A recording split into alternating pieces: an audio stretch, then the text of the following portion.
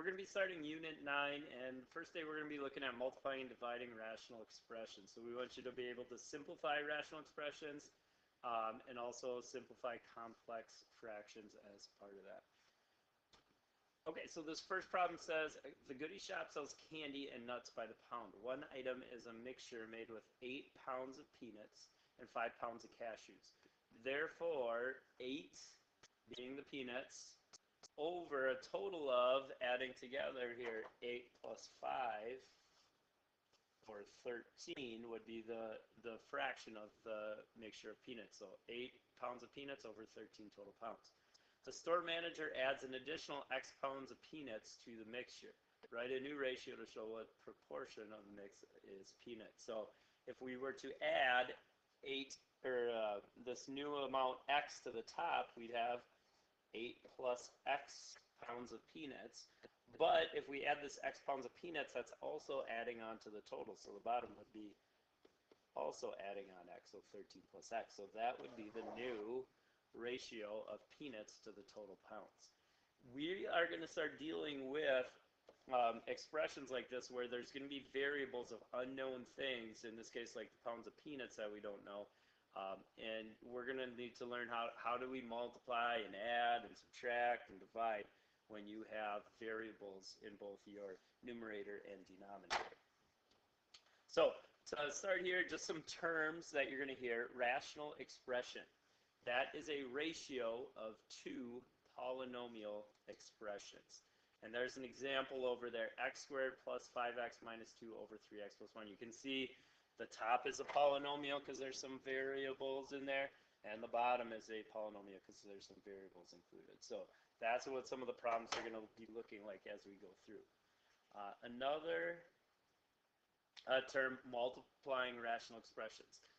When you multiply two rational expressions, you want to multiply the numerators together and also multiply the denominators together and then simplify. So you want to multiply across, straight across. So like on this example, we'd want to multiply these two together. The top would end up being 5x times x minus 2. And then we'd want to multiply across the denominator, so you'd have x plus 1 times x minus 1. So you're multiplying across, straight across, not cross multiplying. You just multiply the numerators, multiply the denominators. All right, if you're dividing, okay, dividing is like multiplying by the reciprocal. And because multiplying is easier when you have rational expressions, we want to keep it as multiplying problems. So you want to multiply there by the reciprocal. That means flip the bottom fraction and then multiply. So if we want to change this example here into a multiplying problem, we leave the first one alone because that's not getting multiplied. But then we're going to change this division sign to a multiplying sign and flip, or take the reciprocal of the second fraction. So this would turn into x minus 1 over 3x plus 2. Okay, and then we'd simplify the problem out. Okay, so just kind of some steps when you're doing this. Factor everything you can. Simplify, that means cancel things out. So if you got something the same on top and bottom, you cancel it out. For example, in this last example, we have x minus 1 and x minus 1. Those types of things can cancel out. Perform the operation, multiply, divide, add, subtract, so on, and then factor and simplify again if you can. So those are kind of the steps we're going to be going through as we do these problems. Okay, so number one. First thing we want to do, factor everything you can. I don't think this one has any type of factoring to do because there's no plus or minuses involved. Second thing we want to do, look to see if we can simplify. I don't think either fraction can be simplified here. Next, we want to perform the multiplication. So when you go through, you want to multiply these things together. Okay, so when you're multiplying, multiply the numerators, multiply the denominators. So this one would turn into, on top, 4 times 15 is 60, and we got AB squared. There's no like terms that we're multiplying there. If we multiply on the bottom, 5 times 16 is 80. We got a to the third power and 1b on the bottom. Okay, so that was step 3. Step 4 now is to factor or simplify again if possible. There is some simplifying we can do here. Let's start with the numbers. 60 over 80. Well, for sure we could simplify that to 6 over 8 by kind of crossing off the zeros here. And 6 over 8 still simplifies more into, it looks like 2 goes into both of those, so we could simplify to 3 over 4. Okay, next, now go to the variables. And we've done these variable problems before in previous units. When you're dividing, you want to subtract the exponents. Okay, so if we're going to look at this variable a here, we got 1 on top. There's no exponent, that means there's a 1, and 3 on bottom. 3 minus 1 is 2. Since there's more on bottom, we'd have a squared left on the bottom. With the b's, we got 2 on top, 1 on the bottom. 2 minus 1 is 1, but there's more on top, so b would go on top. And that would be the simplified answer of this one. Okay. Number 2. Let's try a division here. Now division, there's a stop sign there because we got to remember, first thing with division, change it to a multiplying problem. So let's first switch this to a multiplying problem. Leave the first one alone. Second, or change it to a times. Now we got to take the reciprocal, flip these around. So it's going to be 5ab cubed on the top and 2xy squared on the bottom. Now it's just, from here on out, it's just like the last problem now. Neither fraction here looks like it can be simplified, so next go to the operation multiply. If we multiply this out, 4 times 5 is 20, ab to the third, x squared y on top. On bottom, 15 times 2 is going to be 30, a to the third, b to the third, xy squared. All right, so now the last step, factor simplify again. Can anything else be simplified here? Yeah, it can. 20 over 30 is going to reduce to 2 over 3. If we subtract the exponents on the a, there's going to be 2 left on bottom. If we look at the b's here, the b's actually cancel out. There's the same amount on top as bottom, so there is no more b's in our answer. On x's, we got 2 on top, 1 on bottom. So 1 left on top when we cancel out. And with y, same thing. 1 on top, 2 on bottom, 1 y is going to be left on the bottom. There's the simplified solution of this one. Okay, let's look at some more of those. Number 3, this is another multiplying one. We could do it the same way. I'm going to show you another way you could do these too. I would suggest not doing this with the variables as much because you tend to make mistakes, but if the numbers, if you want to simplify those right away, it might save you some time later. So as long as something's on the bottom, something's on the top, you can divide or simplify those first. For example, here we have a 5 and a 15. Okay, even though they're not in the same fraction, one is on top, one is on bottom, and we're multiplying here. So we could figure out that what's a number that goes into both 5 and 15? 5. So 5 goes into 5 1 time. Here it goes into this 3 times. Similarly, there's an 8 on top and 12 on bottom. 4 goes into both of those numbers. 4 goes into this twice. It goes into here 3 times. Okay, one other thing I see here now that we've done a little bit of simplifying, and that fraction on the right, there's a 3 on top, 3 on bottom, those would cancel out. So you can do some canceling right there with numbers, and it looks like what we end up with on our answer here is that there's going to be a 2 on top and nothing on bottom for numbers, or if you want to put a 1 there, you could. There's not going to be really anything left over. All right, now look at the variables. The variables I would suggest writing out first before you start crossing off, just because variables students tend to lose them. If you really want to, you can, just be careful. I would suggest writing it out first and then doing all your subtraction. So if we look at the top, there's 2 m's, m squared. Looks like we got a couple n's here, n and n, and we're multiplying. So remember, when you're multiplying, you add exponents. That's going to be 2 n's, n squared, and then 1r. Okay, on the bottom, if we do the same thing, we got m to the third, n squared, and r squared. Now go through and do that division here and get to your final answer. So m's, if we subtract though, there's going to be 1 left on bottom. N's actually looks like they cancel out here because we got 2 on both top and bottom. And there's going to be 1r left on bottom after after simplifying. And then we still have a 2 on top. So the answer would be 2 over m. You can do the same with divisions, but again, make sure division ones, change it to a multiplying, and take the reciprocal of that one. So every time, make sure you do that. So you got 18 a b squared here over 25x squared y cubed times, and we got to take the reciprocal. Now you can start doing some cancellation if you want. For example, in this one, looks like 5 would go into 25 5 times, and it would go in here twice. Also, looks like 9 goes into here once, it goes into here twice. I think that's all the simplifying we can do with numbers. So if you simplify that out, on the top, 2 times 2 is 4. We got an a, 2 b's, an x, and a y. On bottom, we have 5 times 1 is 5. B x squared y to the third. Now, last step, again, factor, simplify again if you can. We still got some simplifying we can do here. Not with the numbers, but with some of the variables. There's 1a on top. We can cancel out one of those b's, so there's going to be 1b on top. We can cancel out one of the x's, there's going to be 1 left on bottom. And if we subtract 3 and 1 with the y's, there's 2 y's left on bottom. So there's the simplified answer for that one. So you can either do it like we did there, where you kind of cancel some of the numbers first, or you can just multiply the numbers right away and then simplify them too. All right, I want you to pause the video. I want you to try 5 and 6. There's some more multiplying and dividing ones. See how you do.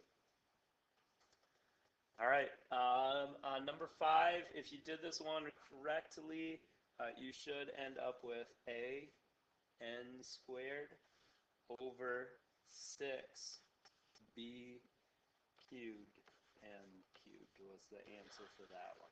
Okay, you want to multiply across and then simplify everything up.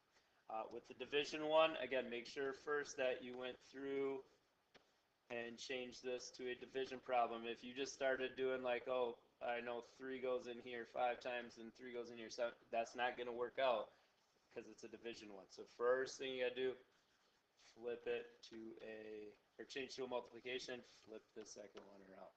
So that 35w cubed and z8 needs to be on the top.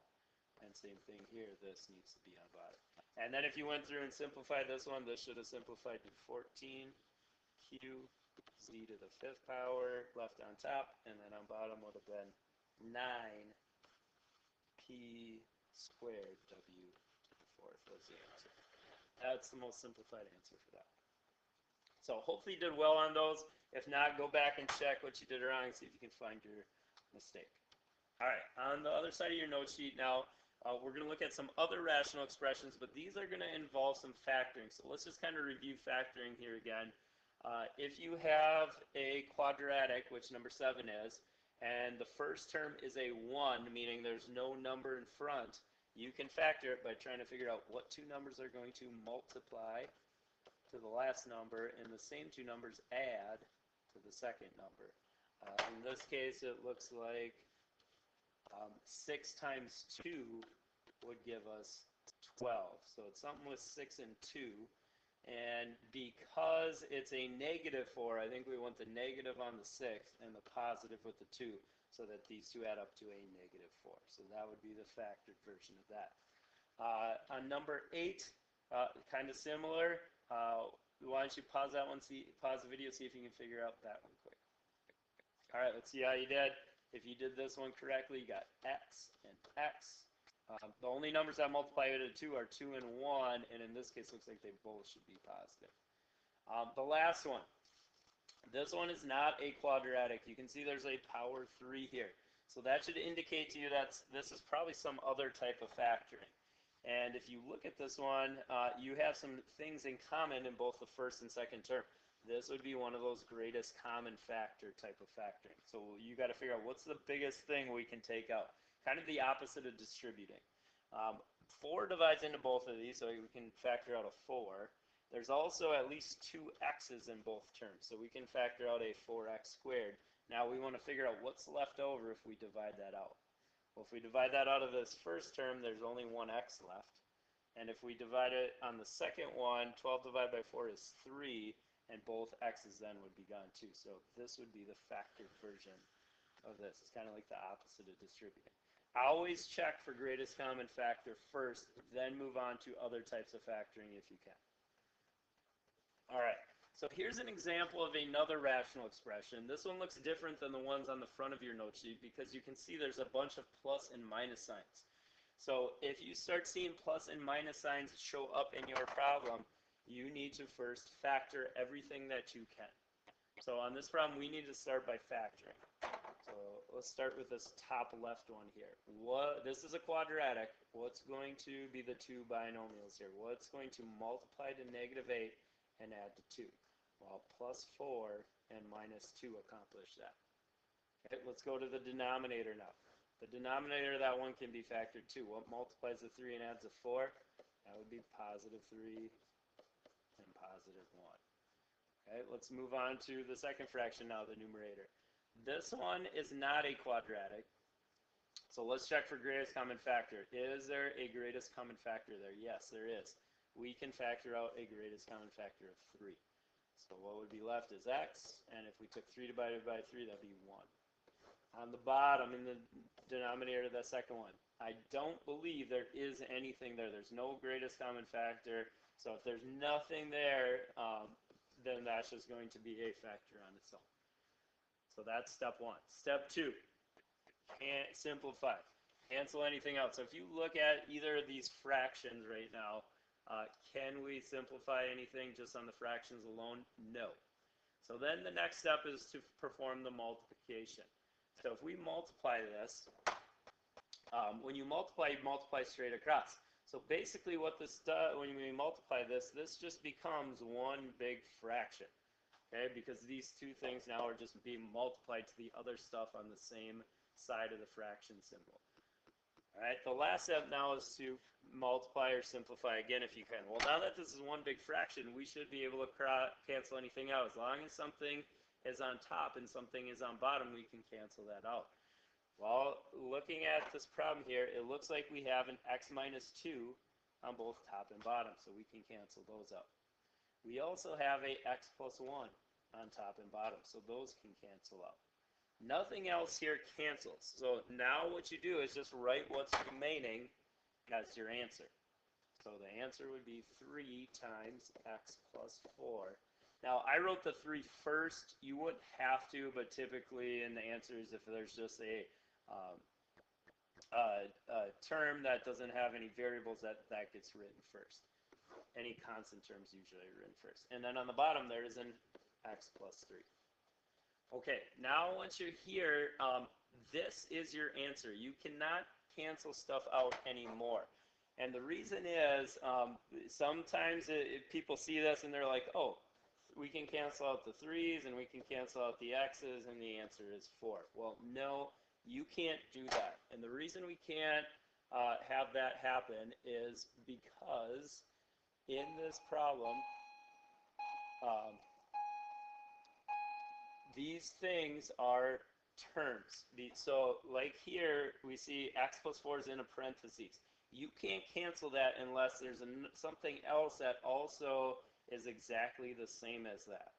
Okay, same with these 3's. We're not able to cancel these 3's because the 3 is attached to the x. You can't just cancel part of that. So that's not allowed to do. So at this point in the problem here, there was nothing else. This is the answer. So don't cancel stuff unless, when you factor it out, you have to have the exact same factor in order to cancel. Okay, division problems with these plus and minuses. Same thing as we did before. Your first step, change it to a multiplying problem. That's why the stop sign's there. So first thing, let's write the first one times, and then we got to flip these two around. Okay, so that's first step, change it to multiplying. Now, factor everything you can. So we do have some factoring here. This first fraction doesn't look like there's anything we can factor out on either of them. The second one, though, both numerator and denominator, there's some stuff that we can factor. This numerator is one of those difference of squares ones. It's a quadratic. Okay, the perfect square here being 3, so this would be plus 3 and minus 3 is how that one would factor. The bottom one is just a straight up quadratic one. What's going to multiply to negative 12 and add to 1? I think plus 4 and minus 3 work here. All right, so we did that. Simplify any fractions. There is one fraction here. It looks like these x minus 3s we could cancel out on that fraction. Okay, so we did step 2. Step 3, perform the multiplication. Well, if we multiply this, it just becomes one big fraction. So we did that. And then last step, factor anything else. Well, now there is one more x plus 3 we can cancel out there. So the final answer would be x plus 2 over x plus 4. Again, don't do this. Don't say, oh, we can cancel those x's, so we got 2 over 4, answer's 1/2. No. Don't do that. You can't cancel those x's because they're attached to the variable there. So you got to stop once you get to that x plus 2 over x plus 4. That's your answer. Okay, and on the ACT, if there's a problem like this on the ACT, that would probably be one of your choices. And I'm guessing somewhere in there is going to be another choice that is 1/2.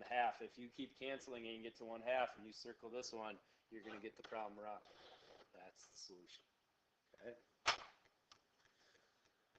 All right, so the next one, again, they want us to do some simplifying of one of these rational expressions. Once you pause the video, try out number 12 here and also number 13, a dividing one, and see what you get for the solution. All right, let's see how you did here. If you factored correctly, that first one doesn't factor. There's a greatest common factor of 5 that you can take out on the second one. Here, this is a quadratic. And same with the denominator is also a quadratic. And you get, looks like that one's plus 5 and minus 1. Now go through and do any cancellation. Those cancel, and that's it. So your final answer should have been y plus 2 over 5 times y plus 5. That's the answer for that one.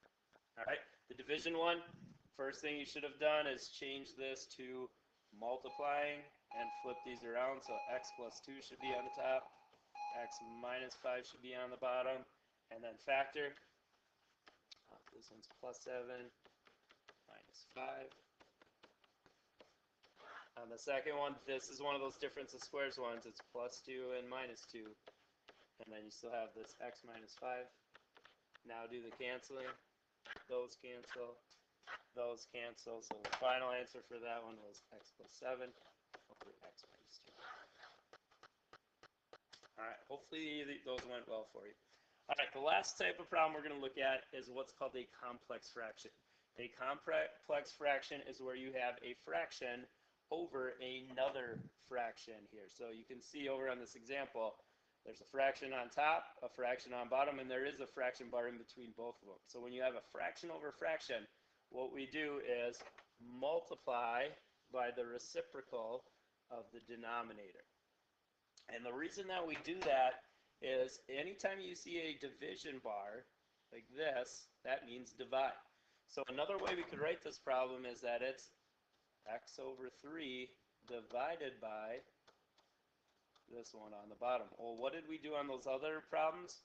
We changed it to multiplying, but that means you got to take the reciprocal of the second term, which happens to be the bottom here. So this turns into x over 3 times the reciprocal here, x squared plus 1 over x. So you got to take the reciprocal of the bottom, multiply by the reciprocal of the bottom. All right, let's try some of these complex ones out. So here you see we got a complex fraction. There's a rational expression on top, one on bottom, and then we got this division bar here. So you can either think of it like this, x squared over this x squared minus 25 y squared. Division bar means divide. This one. Now you got to change it to a multiplying one, so it changes to times. And then flip the second one, or what happens to be the bottom one here. So x minus 5y ends up on top, x on bottom. All right, now it's just a problem like we've done, so you gotta look, is there any factoring we can do? Well, this numerator here, no. This numerator here, no. There's no greatest common factor. That definitely no. There is some factoring we can do on the first fraction in the denominator. Okay, and it's kind of hard to see, but we can here. That one, you got x squared minus 25y squared. If I just took away that y squared part of it, I think most of you would see what we're supposed to do here. Okay, this is what we're supposed to factor. If we just take this out for a second, here would be the problem. I think most of you know how to do that one. That's one of those difference of squares. That would factor into x and x. The perfect square here is 5, so it would be plus 5 minus 5. All right, but we can't just ignore that y squared. It is there. So how would that change our answer? Well, what would we need in that next to those 5's then to equal y squared? They just both need a y. Okay, because y times y would end up equaling that y squared. So that's how that one factors. So let's go back to the problem here.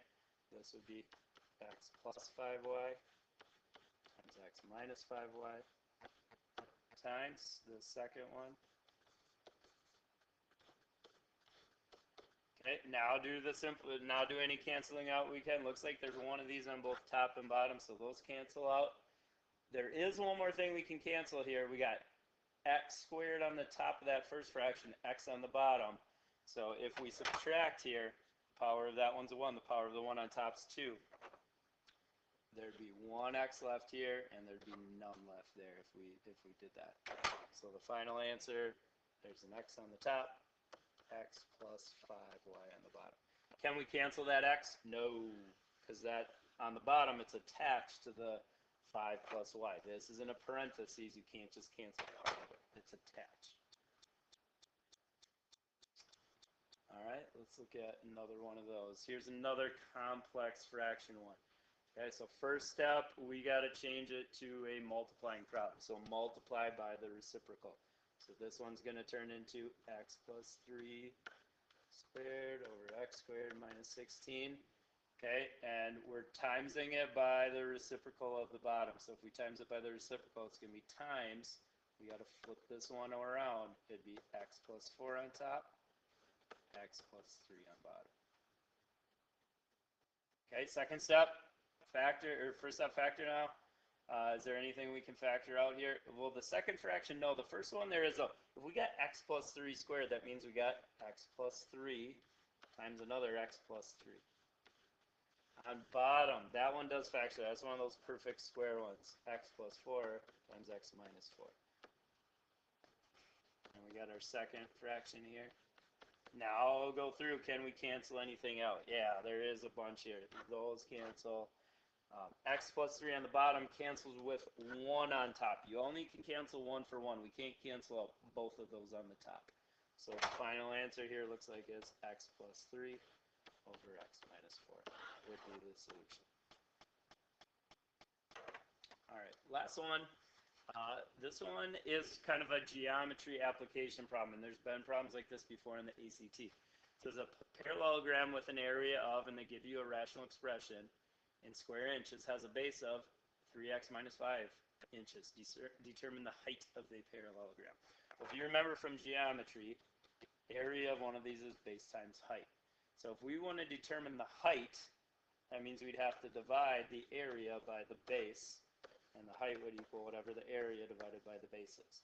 So in our problem, the height is going to equal the area, which is 6x squared minus 7x minus 5 over the base, which is 3x minus 5. Okay, so to do this problem, this looks like one of these rational expressions we want to see if we can factor. And the top is a quadratic. We should be able to factor that out. Okay, so what we got to do on this one is figure out what is this going to factor to. Now, we know the last two things should multiply to negative 5. The other ones, though, are not going to add to negative 7. And the reason that is there is a number in front of our x squared term that is not 1. So this is one of those factoring quadratic ones that are a little bit harder. You either have to use the guess and check method or that box method we talked about in previous units. So let's think, what's going to multiply to 6? Well, it could either be 6 and 1 or 3 and 2. Let's try one out here. Let's try 6x and 1x and see if that will work. Well, the second one's got to multiply to -5, so this has to be some combination of -5 and 1 or -1 and 5. Let's try some out here. Let's split this. Let's guess and check and see if that works. If that's the way that one factors, we for sure get those second ones. Let's see if these middle ones give us the -7. So if we were to multiply these, we'd get -1x. And if we multiplied these two, we'd get 30x. So would those add to 7? No, definitely not. That adds to like 29. So that's not right. Let's try something else here. Okay, let's try maybe switching those around. So if we switch those around and we put like the -5 here and the 1 here, would that work? Well, now if we multiplied those, we'd get 6x and -5x. Well, those add to 1, not -7. So it must not be 6. 6 and 1 must not be it. Let's try another factor we got.